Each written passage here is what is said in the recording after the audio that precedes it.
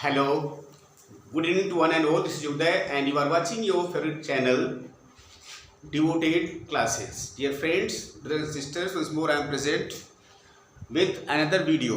That is, today I am going to do the biography of William Wordsworth. प्रिय भाई बहनों, एक बार फिर से आपका हार्दिक स्वागत, वंदन और अभिनंदन। मैं उदय, आप देख रहे हैं अपना फेवरेट चैनल डिवोटेड क्लासेस। एक बार फिर से आपके बीच में उपस्थित हूँ एक अन्य वीडियो के साथ। आज हम देखेंगे विलियम वर्ड्सवर्थ की बायोग्राफी। बायोग्राफी मीन्स होता है उनकी जीवनी। आज हम इस पर प्रकाश डालेंगे। बने रहिए हमारे साथ, विशेषकर वे भाई बहन जो यूपी टीजीटी, पीजीटी, डीएसएसबी या अन्य किसी टीजीटी पीजी का एग्ज़ाम देने जा रहे होंगे, उन भाई बहन के लिए ये वीडियो काफ़ी महत्वपूर्ण है। तो बने रहिए हमारे साथ शुरू से अंत तक। जब बात करते हैं हम विलियम वर्ड्सवर्थ की, विलियम वर्ड्सवर्थ पहली बात रोमांटिक एज के पोएट माने जाते हैं। रोमांटिक एज का मतलब होता है 1798 से लेकर 1837 का जो टाइम स्पान है, इसके अंतर्गत विलियम वर्ड्सवर्थ आते हैं। विलियम वर्ड्सवर्थ जो रोमांटिक इरा है, मीनिंग 1798 से लेकर 1837 के बीच में मोस्ट रिप्रेजेंटेटिव पोएट रहे हैं, यानी सबसे इम्पॉर्टेंट पोएट रहे हैं। यंगर जनरेशन, ओल्डर जनरेशन, आपने सुना होगा रोमांटिक की दो कैटेगरी बनाई गई है, जिसमें जो ओल्डर जनरेशन है उसमें विलियम वर्ड्सवर्थ जो सबसे बड़े पोएट माने जाते हैं। और इन्हीं को हम रोमांटिक एज का रोमांटिक एज का लीडर भी इन्हीं को कहा जाता है, क्योंकि इन्हीं के साथ रोमांटिक एज की स्टार्ट हुई थी। इसके अलावा आप क्या हैं, एक पोएट हैं और साथ ही साथ एक ये क्रिटिक भी रहे हैं विलियम वर्ड्सवर्थ। तो और सेंचुरी जब बात करेंगे तो आपकी सेंचुरी हो जाएगी 19th सेंचुरी में आएंगे। तो चलिए देखते हैं इनकी बायोग्राफी आज हम लोग। सबसे पहली बात इनका बर्थ। जब बात करते हैं बर्थ की, तो इनका बर्थ जो है 1770 में हुआ था, जहाँ की डेट है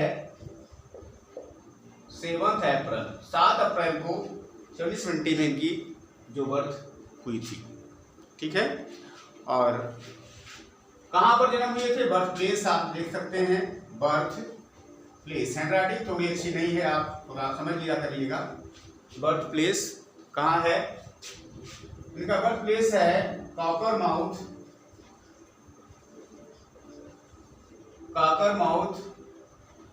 कम्बरलैंड,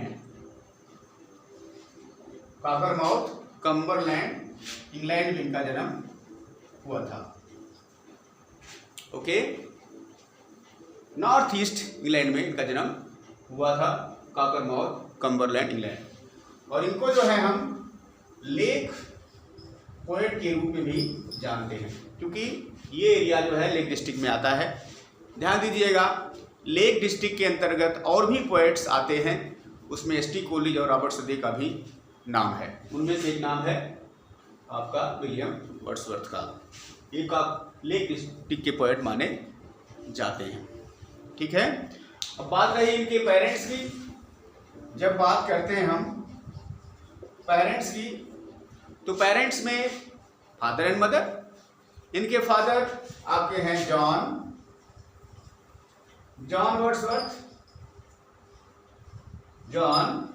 वर्ड्सवर्थ, और मदर हैं इनकी मदर हैं एनी रूसन, जो कि एक अच्छी नाइस लेडी। कुल मिला के इनके माता पिता की बात करते हैं तो जॉन वर्ड्सवर्थ और पिताजी हैं इनके, और माताजी इनकी हैं एनी कुक्सन। ध्यान दीजिएगा, जितने भी टीजीटी में राइटर्स मतलब लिए गए हैं, 4 राइटर्स हैं आपके। पहले तो हमारे शेक्सपियर साहब हैं, विलियम शेक्सपियर, दूसरे विलियम वर्ड्सवर्थ, तीसरे जॉन मिल्टन और चौथे हमारे जॉन गाल्सवर्दी। ये सारे के सारे जो राइटर हैं, इनके पिता की जब बात करते हैं, सबके जो है फादर के जो नाम होंगे वो जॉन है। अब चाहे जॉन शेक्सपियर हो, चाहे जॉन मिल्टन हो, चाहे जॉन वर्ड्सवर्थ हो चाहे जॉन गाल्सवर्दी हो, शुरू का पहला नाम इनका जॉन से शुरू होता है। ये कॉमन है सब में, ध्यान दीजिएगा। वही बात यहाँ पर है। तो पिता इनकी जॉन वर्ड्सवर्थ, माता इनकी एनी कुक्सन। और 5 भाई बहनों में से ये जो थे सेकेंड सन थे। He was the second son of his parents. 5 भाई बहनों में से या सिबलिंग्स इनके टोटल 5 थे, जिसमें से सेकेंड नंबर, दूसरे नंबर पर हमारे विलियम वर्ड्सवर्थ साहब आते हैं। क्लियर? अब आगे बढ़ते हैं। इसके बाद जब बात करते हैं इनकी एजुकेशन की, एजुकेशन प्राइमरी एजुकेशन कह सकते हैं या स्कूलिंग कह सकते हैं। तो स्कूलिंग जो है, एक्सक्यूज मी 1 मिनट, कितना समझ में आ गया होगा? चलिए आगे बढ़ते हैं। अब बात करते हैं हम एजुकेशन को लेकर के। एजुकेशन यानी शिक्षा, इसी को हम स्कूलिंग भी कह सकते हैं। इसका 2 पार्ट है एजुकेशन का, एक स्कूलिंग और दूसरा हायर एजुकेशन। स्कूलिंग का मतलब होता है छोटी क्लास यानी 4वीं 5वीं जो भी क्लास की, उसको स्कूलिंग कहते हैं। उसके बाद हायर एजुकेशन होती है, जो BA MA की डिग्री होती है, उसको हम हायर एजुकेशन के रूप में जानते हैं। तो जब बात करते हैं कि एजुकेशन की 2 पार्ट में, पहला एजुकेशन जो इसका स्टार्ट होती है वो 1779 में हुई।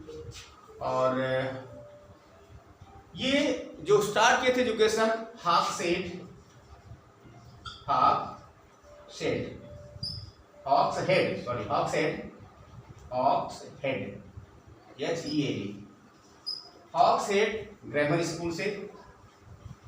ग्रामर स्कूल से।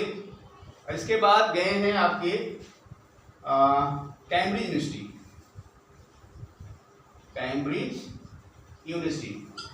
उसके बाद सेंट जॉन कॉलेज, ये कैम्ब्रिज यूनिवर्सिटी में ये पढ़ाई इन्होंने की है। 3 नाम आते हैं, पहला हॉक्सहेड ग्रामर स्कूल, दूसरा कैम्ब्रिज यूनिवर्सिटी और तीसरा Saint John College Cambridge University. ठीक है। सही बात, इनके जो माताजी थी, माताजी 1778 में इस दुनिया से चली बसी, यानी चली गई, मर गई 1778 में। आगे पढ़ेंगे आप 1783 में इनके पिताजी भी चले गए दुनिया से। Father died, mother died. ठीक, तो ध्यान दीजिएगा, आप बिल्कुल अनाथ हो गए थे 1783 की ईयर में, ये अनाथ हो चुके थे, ना इनके पिताजी ना इनके माताजी। बाद में इनके दादी जो भी रही होगी, इनका पालन इन्होंने किया था। समझ गए होंगे इतना? अच्छा, अब हम जब बात करते हैं आगे 1791 में इन्होंने ग्रेजुएशन किया था। 1791 कंप्लीटेड और पास्ट हिज ग्रेजुएशन, ग्रेजुएशन माने BA। इन्होंने BA किया था, कहाँ से? इन्होंने BA किया था कैम्ब्रिज यूनिवर्सिटी से। कब? 1791 में। क्लियर? बात मेरी समझ आ रही है सबको? जैस ये ईयर आप नोट करते चले, परीक्षा में पूछता है इन्होंने कब जो है ग्रेजुएशन किया था, तो 1791 में इन्होंने ग्रेजुएशन किया था। Okay, have in mind, point to be noted. अब आगे बात करते हैं हम। इसके बाद 1791 में ही इन्होंने अपने टूर शुरू कर दिया था। कहाँ गए थे? फ्रांस गए थे 1791 में। ठीक, और ध्यान दीजिएगा, इनको कई भाषाओं का ज्ञान था। He had the knowledge of Latin, French, Spanish, okay, so many other languages he new. Latin, French, Spanish, ये सारी लैंग्वेज का इनको ज्ञान था। 1791 में क्या था इनका? Tour to France. और फ्रांस में जब गए हैं तो इनको एक लड़की से प्रेम हुआ जिसका नाम था any T Velan, French woman. AEETVALON, annuity valence से इनको लव अफेयर हुआ, और भी एक किसी लड़की से इनका लव अफेयर और भी हुआ है, लेकिन उसका जिक्र ज़्यादा नहीं है। ये एनिटी वैलेंस का बहुत अच्छा क्लियर है, इनका इनसे अफेयर चला था। तो फ्रांस जब विजिट किए हैं वहीं पर 1792 में इनको एक बच्ची पैदा हुई, फीमेल चाइल्ड, उसका नाम था कैरोलिन। क्या नाम था? कैरोलिन।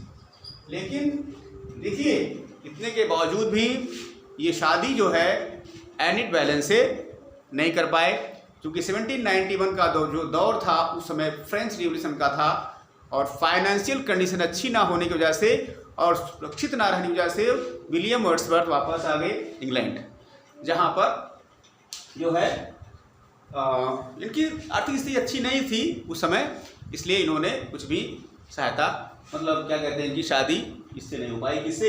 एनिटी वैलेंस से।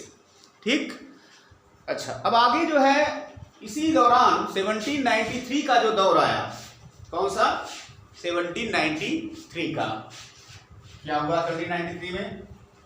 बहुत अच्छी बात, पॉइंट टू बी नोटेड, ध्यान दीजिएगा।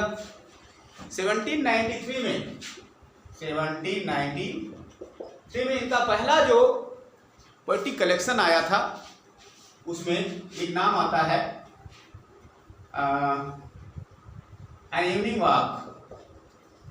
एन इवनिंग वॉक, और दूसरा डिस्क्रिप्टिव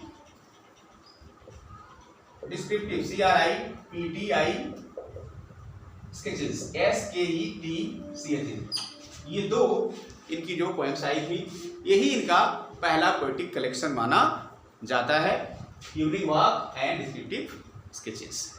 क्लियर? कब का बात है? 1793 की ये बात है। समझ में आ गया यहाँ तक की बात? अब आगे बढ़ते हैं हम। इसके बाद आता है ईयर इनका 1795, जो कि बहुत ही इंपॉर्टेंट है 1795 का ईयर, क्योंकि इसी ईयर में इनकी मुलाकात किससे होती है? इनकी मुलाकात होती है एसटी कोलरिज से, और दोनों लाइफ लॉन्ग फ्रेंड बन जाते हैं। दोबारा इनकी मुलाकात इसी ईयर में होती है, फ्रेंडशिप इनकी बहुत अच्छी रही। और आगे चल के एक चीज़ हम बताना भूल गए, 1778 में मदर की डेथ हुई और 1783 में फादर की डेथ, बता दिया था हमने, ठीक है। 1795 ईयर इंपॉर्टेंट हुआ, पता है आपको सबको, इसलिए क्योंकि इस ईयर में ही इनकी फ्रेंडशिप हुई, किससे? एसटी कोलरिज से। अब इसके बाद जो है 1795 से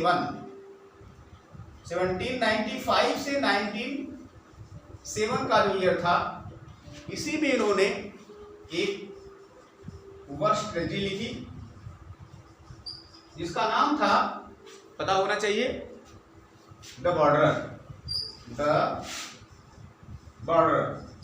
इन्होंने वैसे ड्रामेटिस्ट नहीं थे, बस एक इन्होंने वर्ष ड्रामा लिखा जिसका नाम द बॉर्डर है, और ट्रेजेडी है, ठीक है। इन्होंने कब लिखा थे? 1795 और 1797 के बीच में इन्होंने इसको लिखा था। अच्छा, अब बात करते हैं आगे का जो ईयर है 1798, बहुत ही इंपॉर्टेंट है। 1798 का जो ईयर है इनके लिए बहुत ही इंपॉर्टेंट है। वो कैसे, इसे आप देखिए।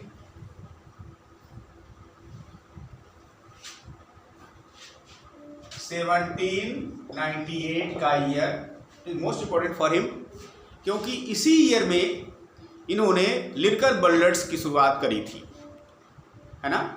वो भी अकेले नहीं, के साथ आप ST Coleridge plus William Wordsworth, ये दोनों मिलकर के 1798 में लिरिकल बल्लेट्स लिखना शुरू किया था। लिरिकल बल्लेट्स, ध्यान दीजिएगा, it is most important point to be noted. William Wordsworth के लाइफ का जो सबसे बढ़िया ईयर यही 1798 है, क्योंकि इसी ईयर में इन्होंने लिरिकल बल्लेट्स को लिखा था। लिरिकल बल्लेट्स और एक और वर्क है जिसका नाम द प्रिल्यूड है ना। ये विलियम वर्थ का मास्टरपीस, ये दोनों वर्क कहे जाते हैं। कौन कौन सा? लिरिकल बल्लेट्स और द प्रिल्यूड। फाइन, ध्यान दीजिएगा, इसमें कंफ्यूजन हो सकती है परीक्षा में अगर दोनों ऑप्शन दिए गए हों, lyrical ballads, the prelude, blah blah blah, 4-5 option दिए हों, तो किसको आप चुनेंगे? अगर दोनों साथ में दिए हों तो सीधा आप चुनेंगे द प्रिल्यूड को, और यदि एक दिया हो कोई भी एक, तब तो कोई कंफ्यूजन ही नहीं है, तुरंत आप उसको मार्क कर देंगे। तो इनका दो मास्टरपीस यानी मैग्नम ऑपस के रूप में जाना जाता है। मैग्नम ऑपस इनका एक तो लिरिकल बल्लेट्स है और दूसरा द प्रिल्यूड है। ठीक है, अब क्या होता है, जो लिरिकल बल्लेट्स है ये विलियम वर्ड्सवर्थ और एसटी कॉलेज का ज्वाइंट वेंचर रहा है, जिसमें टोटल मिला के 23 पोएम्स हैं। 23 पोएम्स लिरिकल बल्लेट्स में हैं, जहां पर 4 poems by S T Coleridge and remaining 19 poems by William Wordsworth आपको देखने को मिलेगी। ठीक है, जहां पर फर्स्ट पोएम जो किसकी है, फर्स्ट पोएम वो हमारे एसटी कॉलेज की है। ठीक है, फर्स्ट पोएम किसकी है? एसटी कॉलेज की है, जिसका नाम है the rime of ancient mariner. बहुत फेमस पोएम है the rime of the ancient mariner, जिसको एसटी कॉलेज ने लिखा है। पहली पोएम है लिरिकल बल्लेट्स की, और अंतिम पोएम हमारे विलियम वर्ड्सवर्थ साहब की है, जिसका नाम है द टिन टर्न अवे। ठीक है, ये है, ध्यान दीजिएगा, लिरिकल बल्लेट्स का कितना पब्लिकेशन आया था? कम से कम 4 पब्लिकेशन आते हैं। फर्स्ट पब्लिकेशन था लिरिकल बल्लेट्स का जो आया था, एक्सक्यूज मी,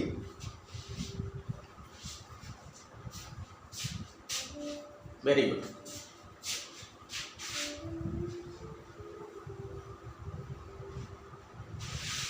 फर्स्ट पब्लिकेशन जो आया था लिरिकल बल्लेट्स का, फर्स्ट वो आया था 1798 में। ध्यान दीजिएगा, इस पब्लिकेशन में प्रीफेस नहीं था, और दूसरी बात इसमें किसी का नाम नहीं था, न विलियम वर्ड्सवर्थ का था और न ही एसटी कॉलेज का ही इसमें नाम था। एनिमस से पब्लिश हुई थी 1798 का जो फर्स्ट वॉल्यूम था। सेकेंड एडिशन जो आया वो 1800 में आया। ठीक, जब 1800 में एडिशन आया, इसमें ओनली विलियम वर्ड्सवर्थ का नाम था, 1800 में आया था, और इसी के साथ इसमें प्रीफेस भी जोड़ा गया था, प्रीफेस टू लिरिकल बल्लेट्स भी इसमें जोड़ा गया था। किसने जोड़ा था?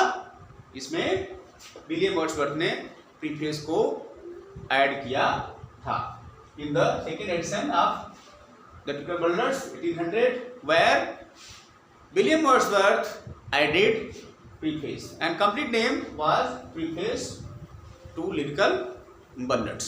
ठीक, इसके बाद आपका जो थर्ड एडिशन आया 1802 में, 1802 में जो एडिशन आया, इसमें विलियम वर्ड्सवर्थ ने अपेंडिक्स ऐड की, और फोर्थ एडिशन जो 1805 में आया। ठीक, इस तरह से 4 एडिशन लिरिकल बल्लेट्स के आए थे। पहले 1800, दूसरा 1798 जिसमें किसी का नाम नहीं था, ना विलियम वर्ड्सवर्थ का और ना एसटी कॉलेज का। सेकेंड एडिशन जो 1800 में आया, इसमें जो है किसका नाम आया? विलियम वर्ड्सवर्थ का, जिसमें प्रीफेस जोड़ा गया। थर्ड एडिशन जो 1802 था, ये एडिशन जो था अमेरिका में पहली बार 1802 में बल्लेट्स गया था, जो ज़्यादा फेमस अमेरिका में हुआ था। 1805 इनका लास्ट एडिशन था। ठीक है, ये बात हुई लिरिकल बल्लेट्स की। मैंने बताया कि जो लिरिकल बल्लेट्स है बहुत ही इंपॉर्टेंट मैग्नम ऑपस है विलियम वर्ड्सवर्थ का, और इसको रोमांटिक एज का सबसे इंपॉर्टेंट वर्क माना जाता है। रोमांटिक एज का डोर कह दीजिए या शुरुआत यहीं से होती है, इसी वर्क की वजह से हुई है ना। 1798 में जो लिरिकल बल्लेट्स छपा था उसको window to the romantic age कहा जाता है इस वर्क को। हाँ ध्यान दीजिएगा, इस वर्क में जो 4 पोएम्स हैं, कितनी पोएम्स? 4 पोएम्स। 4 पोएम्स हमारे एसटी कॉलेज की हैं, जिसमें से पहली poem Rhyme of the Ancient Mariner है, दूसरी poem the Foster Mother's Tale है, तीसरी पोएम आपका द डंजियन है, तीसरी पोएम द डंजियन है। ठीक है, तो फर्स्ट पोएम क्या है? राइम द एंशिएंट मैरिनर, फिर द फास्टर मदर टेल है, और तीसरी जो पोएम है द डंजियन है। और एक पोएम और है, चौथी पोएम जो है वो भी किसकी है? एसटी कॉलेज की है। ठीक है, the Rhyme the Ancient Mariner, the Foster Mother Tale, the Dungeon. ठीक है, एक पोएम और है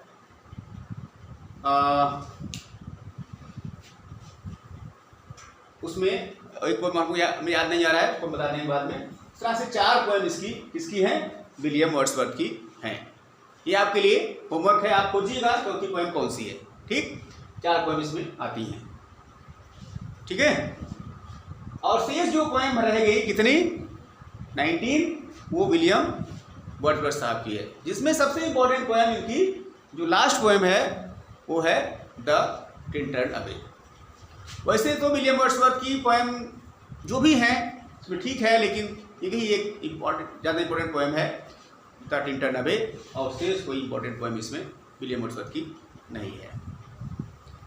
ठीक है, ये ध्यान रखिएगा। ये था आपका किसकी कहानी? हमारा लिरिकल बल्लेट्स की कहानी हमने आपको बताया। कभी सेपरेट वीडियो हम बनाएंगे जिसमें ओनली लिरिकल बल्लेट्स की चर्चा उसमें की जाएगी, इसमें और क्या क्या खासियत है ये सब आप इसमें सीखेंगे। ठीक है, क्या आप सीखेंगे। चलिए बात करते हैं, हम अब आगे बढ़ते हैं। 1798 की कहानी यहाँ पर ख़त्म हुई। अब आगे चलते हैं। ये जो विलियम वर्ड्सवर्थ साहब हैं 1802 में वापस आए इंग्लैंड, और इन्होंने क्या किया है? इन्होंने शादी की है किससे? मैरी हचिंसन से, HUTCHINSON। मैरी हचिंसन जो इनकी कजिन थी, इसी से इन्होंने शादी करी थी 1802 में। हाँ, शादी के बाद ये वापस गए हैं कहाँ? फ्रांस फिर गए हैं, और वहाँ पर जाकर के जो इनकी प्रेमिका थी, गर्लफ्रेंड थी, बिलवेड, जिसका नाम था एनेट वेलन, उसके लिए फिर दोबारा गए हैं वहाँ, और जा करके उन्होंने इनको कुछ पैसे वगैरह दिए हैं ताकि अपने जीवन को अच्छे से सर्वाइव कर सके। हालांकि आज कल के फ्रेंड ये भी नहीं करते, हमारे वर्ड्सवर्थ साहब ने इसका निर्वाह किया। इन्होंने जाकर के फ्रेंडशिप निभाई, और चूँकि वो किसी दूसरी लड़की से शादी कर रहे थे, इसलिए उनकी गर्लफ्रेंड जो रही है एनेट वेलन, उसका जीवन ढंग से चल सके, इसलिए उन्होंने उसको जाके कुछ पैसे उसे दिए थे। ठीक है, ये बात समझ में आ गई। 1802 की ये कहानी है। अब इसके बाद और क्या इंपॉर्टेंट के लाइफ में है? इनके इंपॉर्टेंट लाइफ में ये है कि 1810 में क्या हो गया? ध्यान दीजिए, 1810 में 1810 में जो विलियम वर्ड्सवर्थ की फ्रेंडशिप है किससे? एसटी कॉलेज से, उसमें दरार पड़ गया, यानी फ्रेंडशिप टूट गई। क्यों? क्योंकि जो एसटी कॉलेज साहब हैं वो बहुत ज़्यादा ओपियम पिया करते थे। Due to due to smoking of too much opium friendship between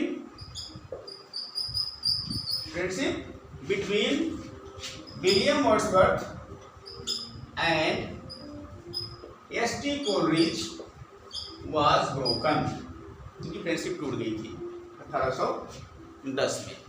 ठीक है, और ध्यान दीजिएगा इन्होंने एक और पोएम इंपॉर्टेंट जो लिखी, Peter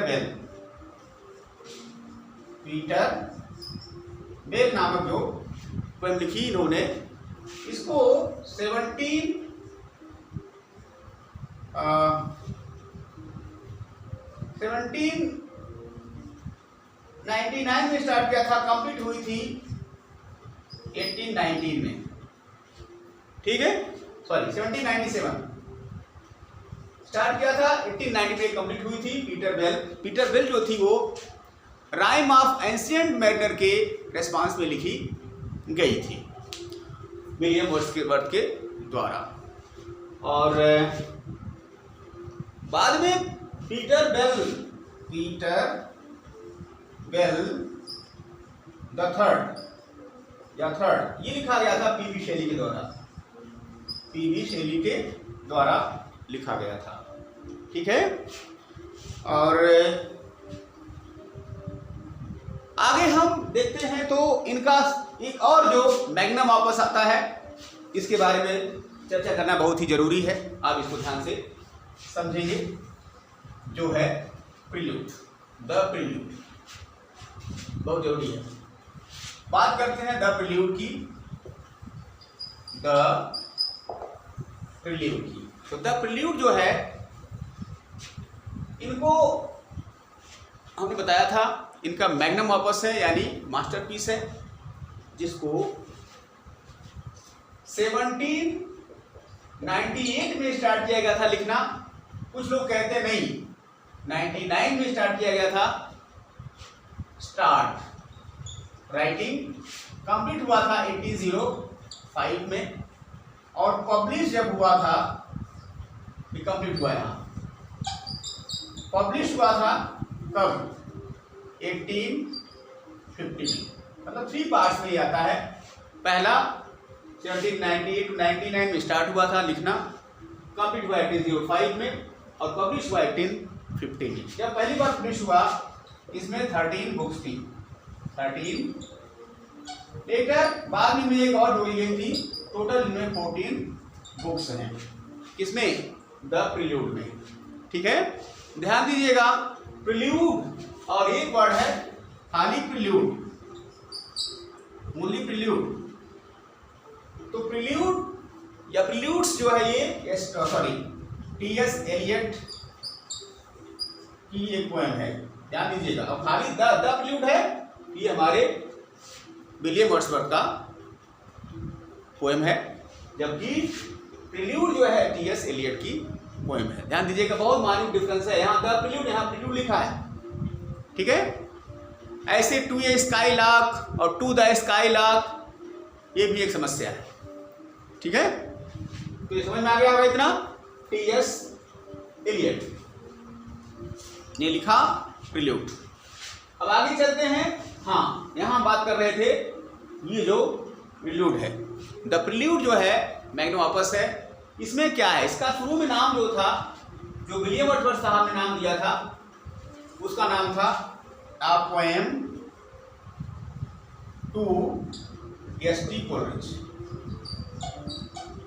poem to S T. Coleridge नाम था, जिसको किस नाम दिया था, विलियम वर्ड्सवर्थ ने। बाद में इसका नाम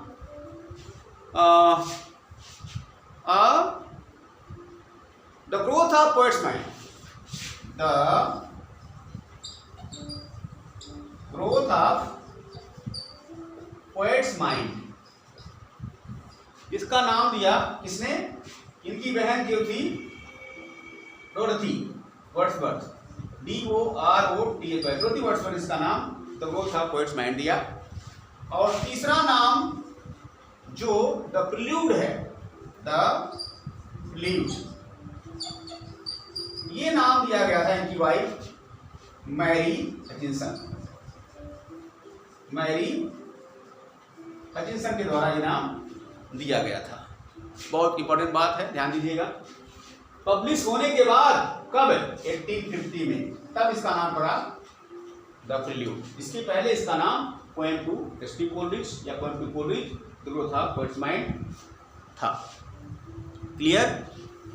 अच्छा, और इसमें ध्यान दे रहे हो क्या बात हो सकती है, इसको spiritual biography of the poet भी कहा जाता है। इसमें विलियम वर्ड्सवर्थ की बायोग्राफी, ऑटोबायोग्राफी, कैम्ब्रिज में कैसे स्टडी किए थे, क्या क्या उनका जीवन रहा है, ये सब इसमें बताया गया है। ये था किसकी कहानी, हमारे द प्रिल्यूड की कहानी हमने आपको बताया। Point to be noted. ठीक है, अब आगे चलते हैं।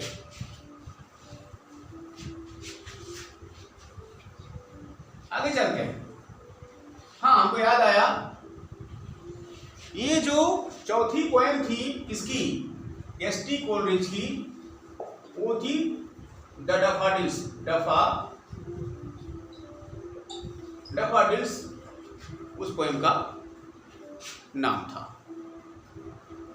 ठीक है, जिसको एस.टी. कोलरिज ने इसमें लिखा था। ठीक है, अच्छा, डैफोडिल्स नाम था। ठीक है, एनीवे, हमने आपको होमवर्क दिया है, इसको कंफर्म कीजिएगा ये सही है कि नहीं है। एस.टी. कोलरिज जो थी, चौथा जो वर्ग था, उसको यहाँ पर ध्यान देना है। ठीक है, अच्छा, आगे चलते हैं हम। अगला क्या है, अगला पॉइंट है 1843।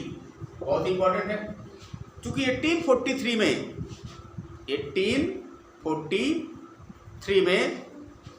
हमें क्या मिलता है, 1843 में विलियम वर्ड्सवर्थ जो है पोएट लॉरेट बनते हैं। कहाँ के, इंग्लैंड के।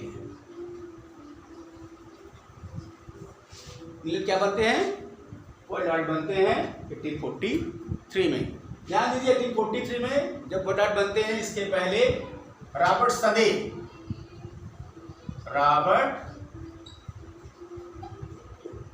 सदे जो थे वो इसके पोएट लॉरेट थे। उसी समय यानी 1843 की डेथ हुई थी, यानी ये डाई, ये मर गए 1843 में।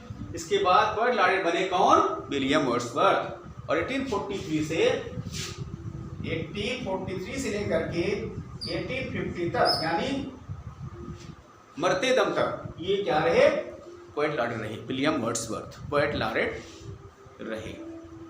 ठीक है, उसके बाद जब ये मरे हैं 1850 में, तब 1850 में आल्फ्रेड लॉर्ड टेनिसन जो है पोएट लॉरेट बने हैं 1850 में। Point to be noted. ठीक है, समझ गए होंगे, ये था पॉइंट टू बी नोटेड। और एक बात और ध्यान रखना है, इनका जो फ्रांस विजिट था 3 पार्ट में हुआ था। पहला 1793, दूसरा विजिट हुआ था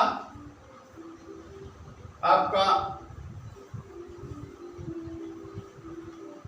1798,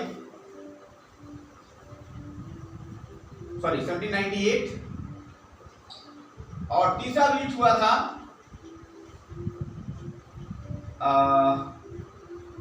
1843। 3 times he visited France. Okay, 93, 1798 और 1843। ठीक है, ध्यान दीजिएगा, ये भी पॉइंट टू बी नोटेड है। ये सारी बात समझ में आ गई होगी। ठीक है, तो इस तरह से इनकी जो है बातें हमने इनके लाइफ के बारे में, बायोग्राफी के बारे में बताया। और भी आपको जानना है एक्स्ट्रा चीज़ें जब इनके बारे में, तो जीवन का जो 50 ईयर्स था वो कहाँ बिताए? राइडल माउंट में इन्होंने बिताया। ठीक, राइडल माउंट में इन्होंने बिताया 50 बरस। उसके बाद अंत में जाके 23 अप्रैल 1850 में इनकी डेथ हो गई और सेंट ओसवाल्ड चर्च में इनको बरीड किया गया, ही दफनाया गया। ठीक, 1850 अप्रैल, ठीक है, इनको दफनाया गया। इनका कास्ट था डेथ का क्या? डेथ कैसे हुई? ये बीमारी थी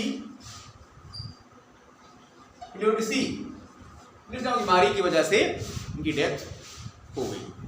ठीक है, तो ये था आपका बायोग्राफी ऑफ विलियम वर्ड्सवर्थ, जो हमने इंपॉर्टेंट चीजें समझी, सब मैंने आपको बताई। और भी आगे जब इनके वर्क की बात करेंगे बहुत डिटेल किया जाएगा, बहुत ज़्यादा इन्होंने लिखा है और इनको नेचर पोएट के रूप में जाना जाता है। ग्रेटेस्ट पोएट ऑफ नेचर अगर कोई है इंग्लिश लिटरेचर में तो हमारे विलियम वर्ड्सवर्थ साहब हैं। ठीक है, इन्होंने जो है सबसे अच्छा कार्य नेचर के क्षेत्र में किया है। ठीक है, इतना सारी बातें आपको ध्यान में रखना है। बस रिव्यू एक बार फिर से लेते हैं। 1770 में बर्थ, ओके, 7 अप्रैल, कहाँ पर? काकरमाउथ, कम्बरलैंड, इंग्लैंड में। और इसके बाद 1778 में इनकी माताजी एक्सपायर, डाइट। 1779 स्कूल शुरू हुआ, स्कूलिंग, ओके। 3 स्कूल उन्होंने 3 जगह उन्होंने स्टडी करी थी। Cambridge University, Saint John's College Cambridge University and Hawkshead Grammar School. इसके बाद उन्होंने बीए की डिग्री प्राप्त करी थी 1791 में। इनको कई भाषाओं का ज्ञान था, फ्रेंच, लैटिन, जर्मन, स्पेनिश, कई भाषाएं इनको आती थी। 1791 में ये फ्रांस विजिट किए थे पहली बार, जहां पर इनकी फ्रेंडशिप किससे हुई थी पता होना चाहिए। इनकी फ्रेंडशिप हुई थी एनिट वैलेंस से, जिससे एक बेटी पैदा हुई 1792 में, जिसका नाम था कैरोलिन। बाद में वापस आए के बाद 1802 में इन्होंने मैरिज करी। किससे मैरिज करी? मैरी हचिंसन से, जो कि इनकी कजिन थी। ठीक है, और नई बात पिताजी भी इनके एक्सपायर कर गए 1783 में। 1793 में इनका फर्स्ट जो work an evening walk and descriptive sketches आया। उसके बाद आगे बढ़ते हैं। 1795 में इनकी मुलाकात किससे हुई? एस.टी. कोलरिज से हुई और ये दोस्ती इनकी बहुत ही रंग लाई। दोनों मिलकर एक ज्वाइंट वेंचर किया, लिखकर बर्ड्स शुरुआत करी, लिखा, जो कि door to the romantic age कहा जाता है। ठीक है, लिखकर बर्ड्स, जिसके 4 एडिशन आए। फर्स्ट एडिशन 1798, जहाँ पर ना विलियम वर्ड्सवर्थ का नाम ना एस.टी. कोलरिज का नाम। 1800 में सेकेंड एडिशन, 1802 में थर्ड एडिशन और 1805 में फोर्थ एडिशन आया। किसका? लिरिकल बल्लेट्स का, जो कि मैग्नम ऑपस विलियम वर्ड्सवर्थ कहलाता है। उसके बाद 1795-1797 के बीच में द बॉर्डर करके इनकी एक पोएम आई, जो कि बहुत फेमस रही है। पोएम नहीं थी वो, इनका ये लिरिकल मतलब वर्स ट्रेजेडी थी। ठीक है, इसके बाद 17 ये जो हमारा प्रिलूड की बात आती है 1798 से लेकर के 1798 में शुरू करी गई लिखना, 1805 में कंप्लीट हुई, 1850 में पब्लिश हुई। ठीक है, और इसके अलावा इनका जो प्रिल्यूड है, इसमें पहला जो एडिशन जब आया था, पहली बार कंप्लीट हुई थी, तो इसमें 13 बुक्स थी। बाद में इसमें कितनी हो गई? इसमें हो गई कम से कम कितने बुक्स, 14 बुक्स में है। इसका 3 नाम, पहला पोएम टू कोलरिज, दूसरा नाम the Growth of Poet's mind, और तीसरा the prelude. Growth of Poet's mind नाम दिया गया डोरथी वर्ड्सवर्थ के द्वारा, और प्रीलूड नाम दिया गया इनकी वाइफ जो मैरी चिल्सन थी, और खुद पोएम टू कोलरिज नाम दिया गया साहब विलियम वर्ड्सवर्थ के द्वारा। ठीक है। और इसके अलावा इम्पोर्टेंट जो डेट इनके लाइफ में है वो 1843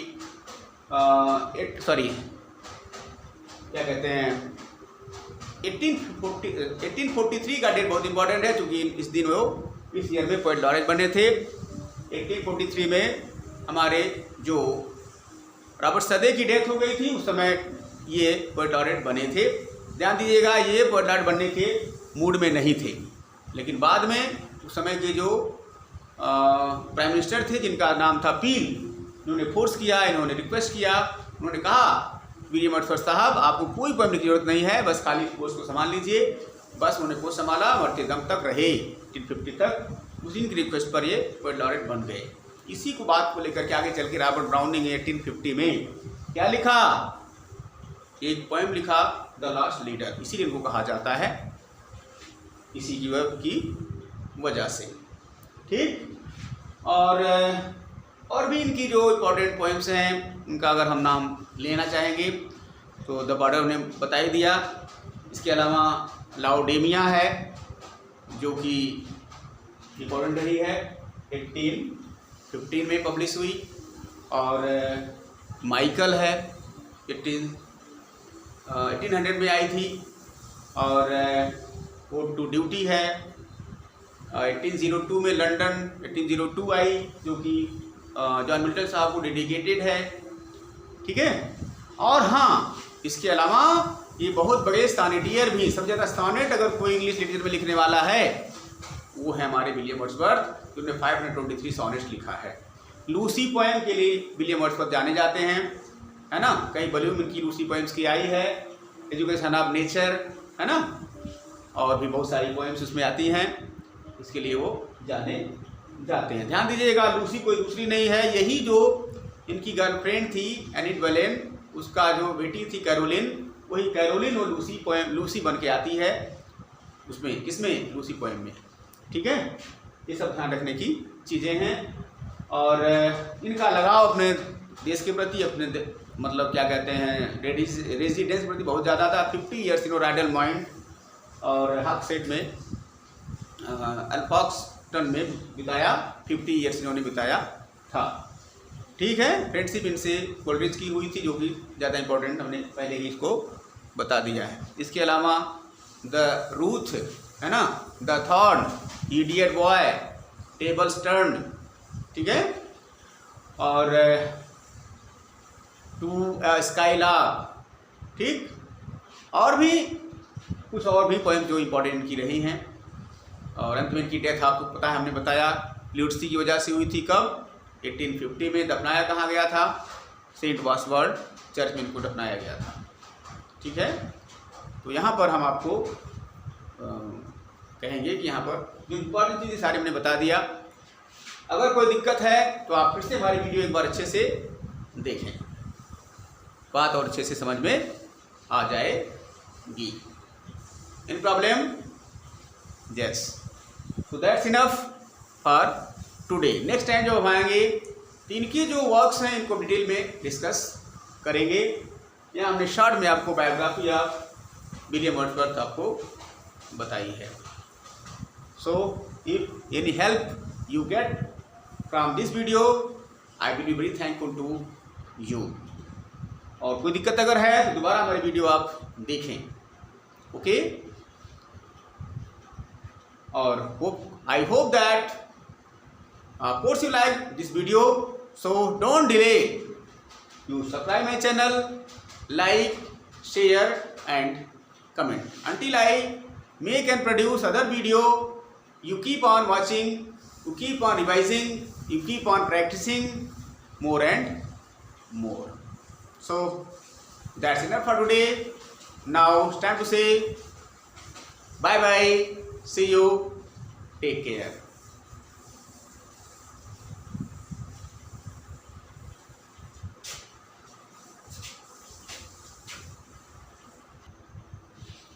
Okay.